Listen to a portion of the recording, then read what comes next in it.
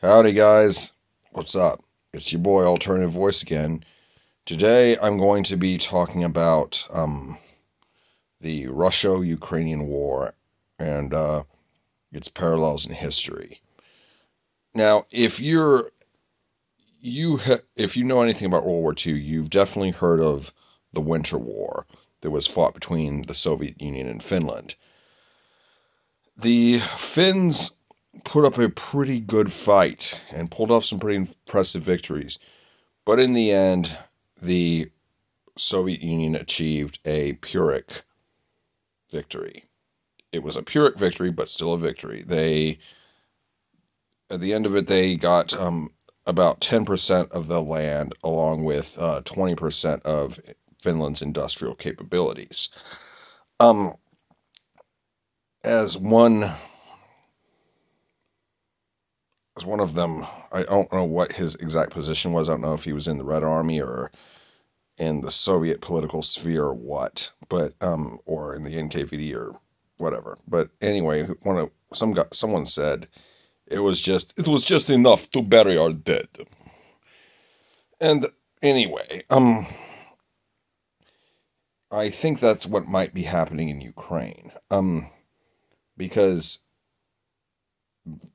NATO can pour all of the aid into Ukraine that it wants, but if all of that aid isn't going to be worth much if the Ukrainians run out of men.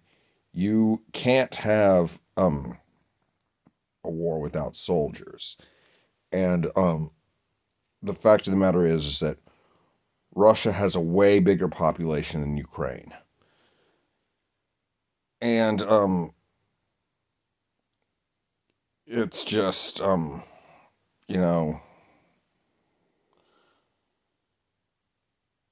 I've just been watching this, and like Finland, Ukraine was able to pull off some pretty impressive victories at the beginning. However, it's like the Russians want the Donbass, the Luhansk, and the Crimea. And it's starting to look like they might actually get them. I was skeptical of the Ukrainian chances for victory since the beginning. I was thinking, okay, the Russians have dropped the ball here pretty badly, I might add. But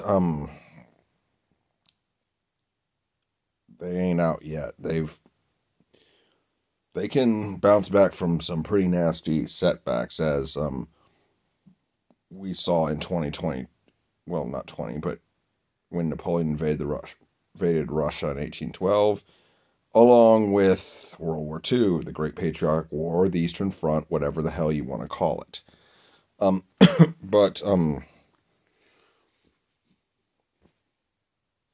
that being said, is Russia's economy has managed to hold despite European embargoes. They found other buyers around the world, and they, at the beginning, you probably remember, they were about to run out of missiles like every month. They weren't, and they still had stocks. I was pretty skeptical of all this propaganda, and I didn't know exactly what would happen. But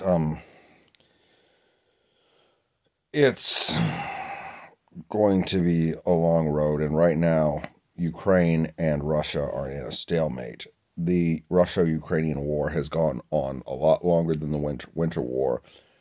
We will save the Continuation War and the Lapland War for another time. But how this war will affect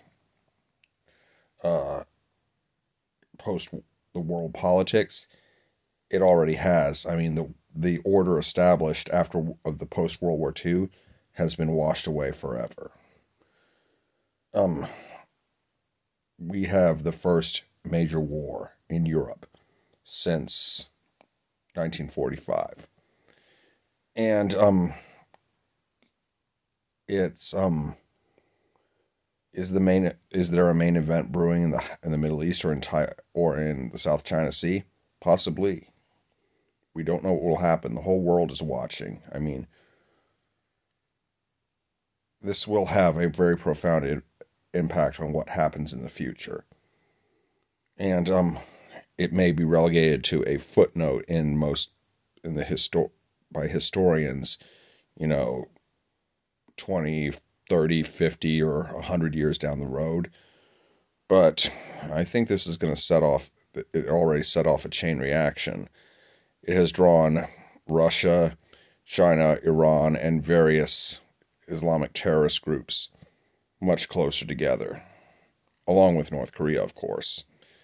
And they are definitely forming up a new Eastern Bloc, Axis powers, Central powers.